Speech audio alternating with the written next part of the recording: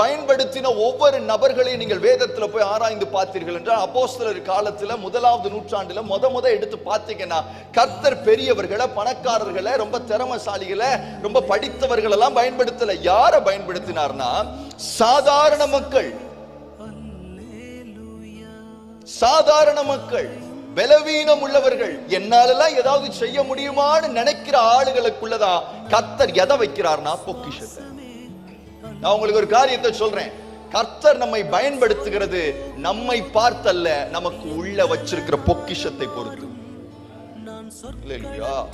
சிலருக்கு எனக்கு இங்கிலீஷ் பேச வரல, சிலருக்கு தமிழ் பேச வரல, எனக்கு ஃப்ளோவா பேச தெரியாது, எனக்கு ஆண்டவருடைய ஊழியத்தை தைரியமா செய்ய தெரியாது, என் வீட்டுல இவ்வளவு பிரச்சனை, என்கிட்ட பணம் இருந்துச்சுன்னா இந்த காரியத்தை செஞ்சிருவேன்.